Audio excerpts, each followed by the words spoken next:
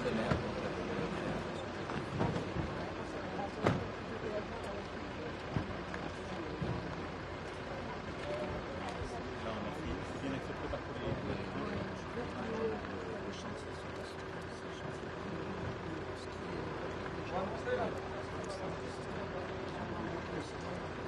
les couleurs des murs, des détails, des fenêtres.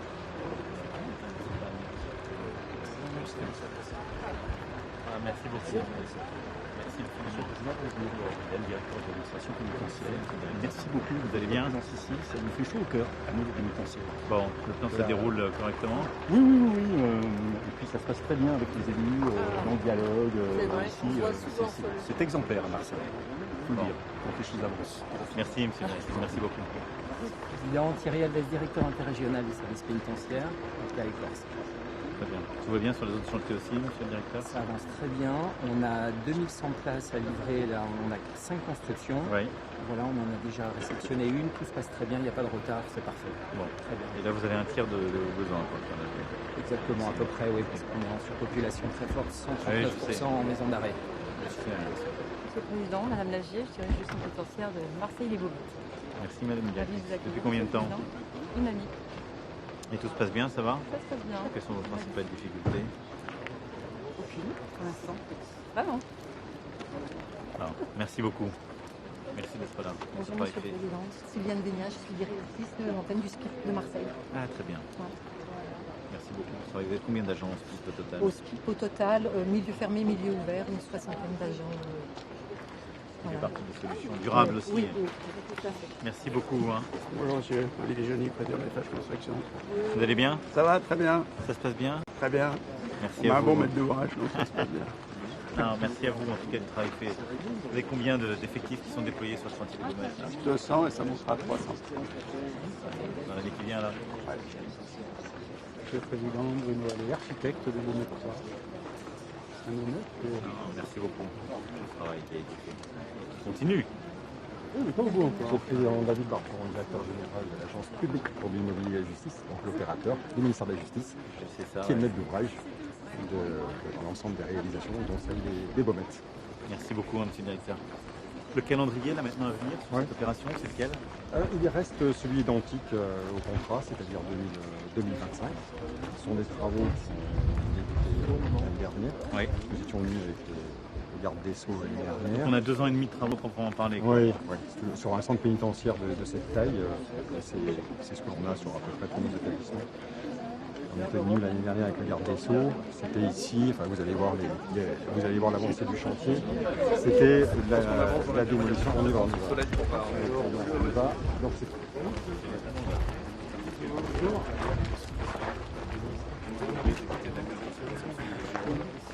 ancien fonctionnaire de police et j'ai notamment travaillé plusieurs années dans l'administration pénitentiaire, donc je connais bien les lieux. Et l'administration pénitentiaire et les agents attendent beaucoup de la part du gouvernement. Oui, on sera toujours à leur côté. Depuis le début. Merci beaucoup, Monsieur le Président. Bonjour, le Président. Jean-Pierre Cochet, adjoint au maire en charge de la sécurité civile.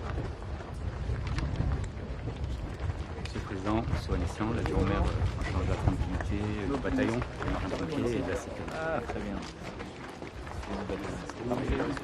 Merci beaucoup. Merci à vous. Monsieur le Président, je suis conseillère régionale de Monsieur Muselier et également je représente la communauté arménienne. C'est des chefs des Arméniens. Et on aimerait vous remercier pour la panthéonisation de Missa Manouchian et son épouse Mélinée. Et merci d'être à nos côtés pour la situation de Martha Oui, également. ça c'est pas fini. Tout à fait. Quel soutien effronté. Là, Merci à très vous. heureux. Non, moi aussi. Bonjour, monsieur le Très heureux. Bonjour, Président, ça va? Les parlementaires vont bien? Rebonjour. bien. Alors, Je commence un peu. Vous demandiez début des travaux 2022. Nous étions avec le garde des Sceaux l'année dernière. C'est bien, c'est le garde des Sceaux. Et nous terminions les quelques bâtiments qui restaient en démolition. C'était surtout des cailloux. Vous voyez maintenant ce qui a été réalisé. Voilà, le mur d'enceinte et son parking, parce qu'il y aura un parking pour le personnel qui permettra d'éviter d'avoir les véhicules sur la voie publique. Parce que vous l'avez remarqué, nous sommes dans un quartier Oui, qu'on est très inséré dans le urbain, quartier. enfin qui n'était pas à l'origine, en 1930 quand ça a été réalisé, mais les constructions sont venues autour et maintenant il faut faire à la fois un chantier et ensuite un centre pénitentiaire qui vit avec son quartier. Ça c'est important en matière de contraintes, il faut réaliser le chantier. Vous avez là sur votre gauche un des établissements du quartier Homme, il y en a 3 comme ça.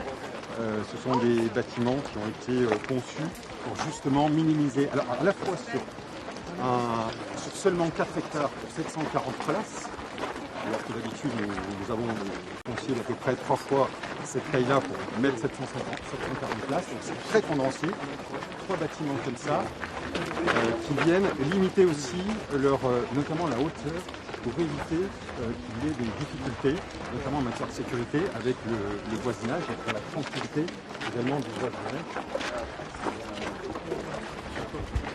Bonjour monsieur. Et donc vous avez quelques images là très rapidement de ce sera l'entrée des baumettes. Et si vous permettez, juste ici, vous avez une vue de l'ensemble de baumettes qu'on appelle Baumette 3, puisque Baumette 2 est réalisé depuis quelques années de l'autre côté. Donc le chantier se passe avec un établissement qui est en fonctionnement. Donc on est en site occupé, donc avec des contraintes de sécurité, des contraintes sur le chantier particulières. Donc à la fois le site extrêmement contraint, exigu, pour faire rentrer tous les bâtiments, la construction de tous les bâtiments a démarré en même temps. Donc justement, pour essayer d'optimiser au maximum, mais en site occupé, mais le calendrier est respecté.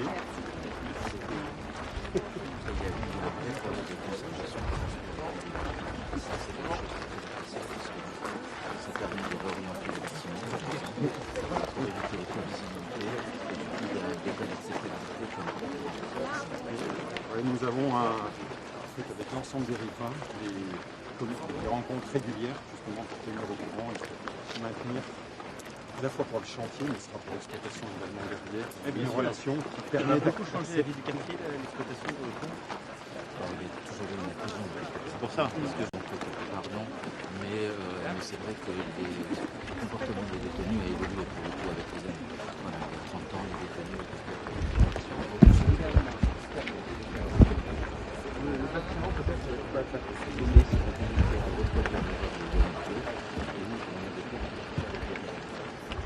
Là, vous n'en avez pas du tout en fait. Bonjour messieurs, dames. Allez bien. Bonjour. Bonjour. Merci d'être là. Le travail fait. Vous allez bien?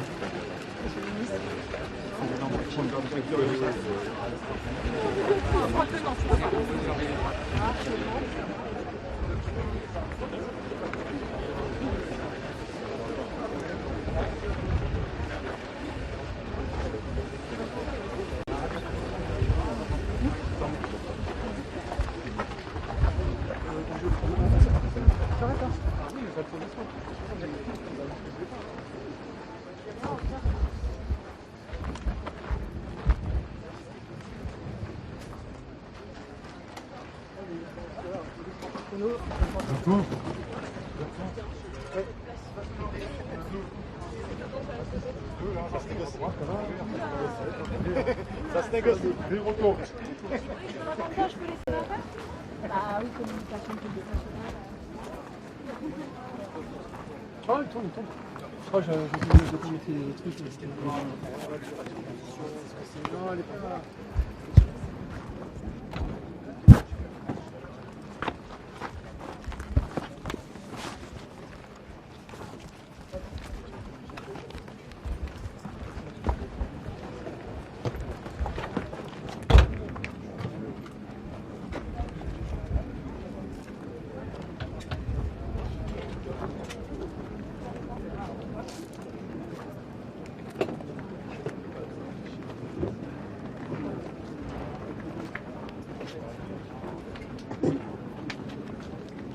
Bien, messieurs les ministres,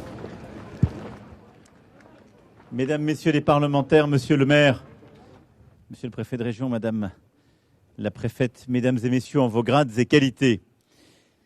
D'abord, je voulais vous remercier de nous accueillir ici sur ce chantier des Baumettes 3 et remercier toutes celles et ceux qui y œuvrent sous la supervision de l'ensemble de l'administration pénitentiaire et du ministère, et remercier toutes les équipes qui sont à la tâche pour finaliser ce projet en bon ordre.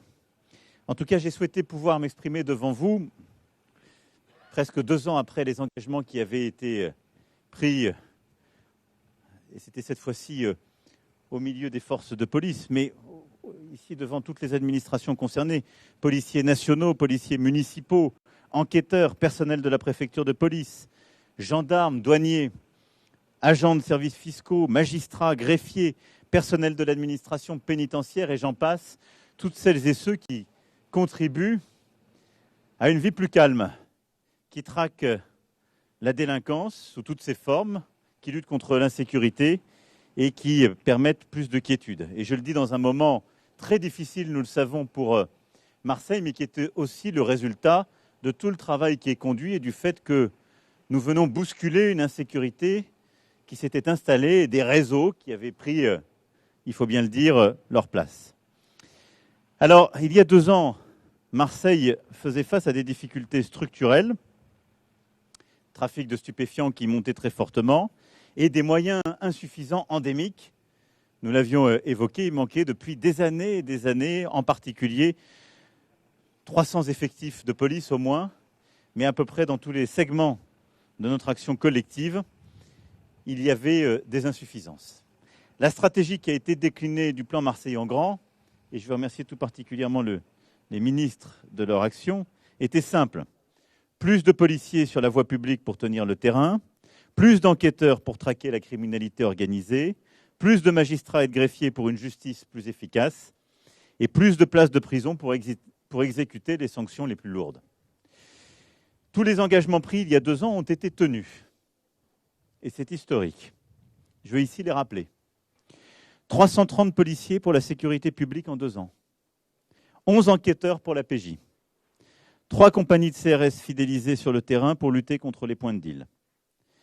Davantage aussi de moyens pour fonctionner pour nos policiers. 8 millions d'euros pour les terminaux Néo, les caméras piétons qui ont été triplées, du matériel d'enquête. 226 véhicules et motos livrés, un nouveau commissariat pour les 13e et 14e, qui sera livré fin 2024, avec là aussi 10 millions d'investissements, et le nouvel hôtel de police, qui a vocation à être livré en 2027, avec plus de 200 millions d'euros d'investissement. C'est aussi, et ça vient de m'être présenté un instant à l'évêché par plusieurs de vos collègues, et votre directeur zonal, qu'elle en pense tout particulièrement aujourd'hui, la nouvelle stratégie de lutte contre les trafiquants de drogue, avec un pilonnage des réseaux par le bas, les points de deal, et par le haut, les commanditaires, pour démanteler l'intégralité des réseaux. En parallèle, davantage de magistrats et de moyens pour la justice. Et au 1er septembre 2023, par rapport à 2021, nous aurons 22 magistrats du siège supplémentaires recrutés, 10 magistrats du parquet supplémentaires recrutés, 4 greffiers et 25 contractuels supplémentaires recrutés. Et un projet ambitieux de cité judiciaire moderne. Je sais les échanges qu'il y a entre le garde des Sceaux et monsieur le maire sur ce sujet pour le finaliser dans les prochaines semaines, mais qui nous permettra d'avoir enfin une cité judiciaire qui correspond à tous les besoins. Je sais parfois les inquiétudes que ça peut susciter, parce que ça sera pas forcément, ce sera à coup sûr pas au même endroit, mais je pense que notre justice et nos justiciables le méritent. Et puis, ces 740 places de détention supplémentaires au Baumette 3, dont l'achèvement des travaux est programmé et sera tenu en 2025 avec des travaux qui ont débuté en mai 2022.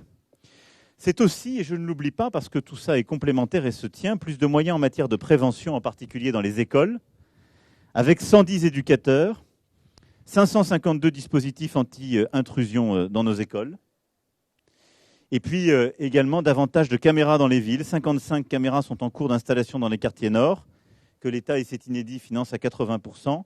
100 caméras supplémentaires sont à l'étude, avec un objectif qui demeure de 500 caméras. Et donc, tout cela, c'est un investissement inédit de la nation. Et je le dis parce qu'il est inédit dans l'histoire de Marseille, et il est inédit quand on compare Marseille au reste de la République. Mais je l'assume compte tenu de la situation que j'évoquais, et les premiers résultats sont là. 70 points de deal supprimés en 2 ans, ce qui est une baisse de 43%. Par une stratégie de pilonnage, 3 commandos de tueurs interpellés, 600 armes saisies, dont 50 Kalachnikov pour la seule année 2023, 6 000 consommateurs de stupéfiants verbalisés à Marseille en 2023, 29 millions d'avoirs criminels saisis en 2022, ce qui est une augmentation de 45% par rapport à 2021. Et ces résultats, c'est le fruit de votre travail à toutes et tous. Néanmoins, on le sait, la situation demeure très difficile, parce que si, face aux 70 points de deal qui ont été supprimés, c'est la vie vraiment de nos compatriotes qui a changé. On parle de nos concitoyens qui avaient l'insupportable, l'insoutenable, pour eux et souvent leurs enfants en bas de chez eux, qui a été supprimé. Tout cela a animé des règlements de compte entre les clans. Et on l'a encore vu cette année, 23 homicides depuis le début de l'année 2023, et sans doute une année 2023 qui est dans la trajectoire de celle de 2022, c'est-à-dire parmi les plus violentes dans l'histoire de la ville. Tout ça nous dit une chose, c'est qu'il faut continuer le travail et l'effort, sans relâche, et ne rien céder au trafic de stupéfiants, à la délinquance qui y est adjointe, parce que tous les chiffres que je donne, c'est à 80% les stupes qui sont impliqués. Et donc ce que nous devons à la ville, à nos compatriotes, à nos habitants, ici comme partout, ce sont les résultats que vous avez commencé à obtenir, mais c'est d'intensifier cette action pour aller au bout, vous permettre de mieux travailler et d'obtenir la quiétude. Alors face à cela, on va continuer d'avancer et c'est la suite au fond, au-delà de ce rappel des premiers résultats que je suis venu annoncer. D'abord, je le disais, les stupéfiants sont au cœur des difficultés que nous avons. Alors, je veux ici passer un message à la responsabilité collective, et pardon de le dire en des termes qui sont assez directs. Mais on ne peut pas déplorer les enfants qui sont tués dans les quartiers, l'économie et la violence qui va avec les stupes, et glorifier la consommation récréative des stupéfiants. S'il y a plus de commerce, c'est qu'il y a plus de clients. Et les clients sont des gens qui peuvent s'acheter cette drogue. Je le dis ici avec beaucoup de force devant toutes celles et ceux qui nous écoutent et aussi les médias. C'est une responsabilité collective. Et donc, c'est jamais sympathique de voir des gens qui se droguent parce qu'ils alimentent et ils légitiment tout ce que je suis en train de décrire. Et ce qui fait votre travail de chaque jour avec derrière des jeunes, de plus en plus jeunes, qui sont exploités, qui sont tués. Et une économie parallèle qui s'est installée. Et donc, cette responsabilité collective, l'éducation qu'on doit avoir, on doit être intraitable en se rappelant que c'est un tout. Et qu'on ne peut pas trouver sympathique certaines pratiques si on en déplore ensuite les conséquences. C'est pourquoi aussi, on a commencé depuis 2 ans à changer notre manière de lutter contre la détention de stupéfiants et l'usage de stupéfiants. Et vous le savez, en 2020, on a mis en place cette amende forfaitaire délictuelle. Moi, je pense que c'est une très bonne chose parce qu'avant, et nos policiers qui sont là le savent, c'était des dossiers qui étaient commencés, qui n'étaient jamais finis, et dans le meilleur des cas, des rappels à la loi ou des procédures qui duraient très longtemps. Et on avait énormément de mal à suivre parce que le flux ne permettait pas d'avoir un bon traitement de l'aval. Cette amende forfaitaire, c'est plus efficace, c'est plus réaliste. En France, c'est 350 000 amendes forfaitaires délictuelles qui ont été délivrées pour stupéfiants. À Marseille, c'est quasiment 30 000 qui ont été dressées depuis 2020. Simplement, la difficulté, c'est que la verbalisation est faite, mais par télépaiement, dans un centre des finances publiques ou par courrier, avec un délai de 45 à 60 jours. Donc même si je me félicite quand une réforme est plus efficace, ce que je fais devant vous là, je demande toujours au ministre quelle est la réalité. Quand on s'aperçoit qu'il y a 35 à 40% des gens qui payent vraiment l'amende, on ne peut pas trouver que c'est un monde formidable. Et on sait que dans certains quartiers, l'insolvabilité s'étant organisée, on a des chiffres qui sont très bas, on a 20% des gens qui ont l'amende qui la payent. Donc, à compter de la fin de l'été, une réforme va être prise par décret, pas simplement pour Marseille, là cette fois-ci, je vous rassure, c'est France entière, qui va nous permettre le paiement par carte bancaire ou en espèces immédiat, et qui sera, donc ce décret sera publié, je le disais, début septembre. Les policiers et les gendarmes seront équipés de terminaux de paiement électronique pour procéder à ce paiement immédiat. On va, en plus de cela, et c'est la poursuite de l'effort fait sur Marseille, renforcer la présence sur le terrain, avec la création d'une compagnie de CRS de type CRS 8 pour l'automne prochain. Intensifier la lutte contre la criminalité organisée, avec l'arrivée de 25 enquêteurs pour renforcer la division criminelle et la brigade de répression du banditisme pour septembre, avec l'arrivée de 4 enquêteurs affectés au groupe Cyber-Ofast pour traquer les dealers sur les réseaux sociaux, pratique, on le sait, qui se généralise, avec l'arrivée de 10 techniciens pour renforcer la police technique et scientifique de Marseille, qui bénéficiera en plus de 275 000 € pour acheter du matériel supplémentaire. 200 000 € pour la PJ seront alloués, 118 000 € pour la réserve et 82 000 pour les matériels supplémentaires. Et la création d'une task force interministérielle pour lutter contre les caïds, associant douane, fisc, PJ, URSAF et personnel de la PP13. En plus de ces efforts, nous renforcerons la sécurisation du port de Marseille en mettant en place, sous l'autorité de la préfecture de police, d'un pilotage resserré et intégré de la sûreté du port de Marseille, police, gendarmerie et douane, la création d'un groupe d'intervention portuaire des douanes avec 5 effectifs pour mieux lutter contre les trafics sur le grand port et l'achat d'un second scanner qui sera opérationnel dès le début d'année prochaine. Et puis, comme je le disais, aux côtés aussi des collectivités, nous allons renforcer la prévention avec la création d'un module de prévention de l'entrée dans les trafics dont bénéficieront 50 collèges et lycées dès la rentrée prochaine, la création d'une cellule de lutte contre le décrochage scolaire qui ciblera les jeunes susceptibles de basculer dans les trafics et le renforcement des actions d'accompagnement des victimes et de leurs proches pour renforcer en particulier le travail auprès des familles. Voilà les quelques annonces complémentaires qui ont été faites. En plus de cela, nous continuerons l'effort avec un renforcement qui est prévu de notre administration pénitentiaire et qui accompagnera le déploiement de la police et des Baumettes 3. Et je remercie aussi tous nos agents qui sont impliqués en la matière de manière exemplaire. Un renforcement de notre renseignement pénitentiaire qui doit accompagner aussi cet effort. Et sur tous ces sujets, une réévaluation que nous continuerons de faire tous les 6 mois avec beaucoup de pragmatisme. Comme nous avons renforcé l'effort et l'activité, celle-ci a une cinétique propre et à chaque fois qu'il y a une évolution et que des besoins se font jour, nous adaptons les choses. J'entends beaucoup de débats et ils sont alimentés par la discussion sur la loi que porte le garde en ce moment. Ce programme des Baumettes 3 s'inscrit dans un plan plus large visant à lutter contre la surpopulation carcérale qui touche en particulier vos établissements. Et donc nous serons au rendez-vous de l'engagement que j'ai pris des 15 000 places nouvelles et ce site avec ses 740 places supplémentaires en fait partie et il sera atteint pour 2027. En plus de cela, il y a tout le travail qui est fait avec nos magistrats, les équipes des SPIP, et je les en remercie infiniment parce que c'est une complémentarité indispensable pour permettre justement aussi de faciliter la réinsertion et d'améliorer tout notre travail en la matière, de continuer ce que nous avons mis en place avec les travaux d'intérêt généraux, avec les bracelets.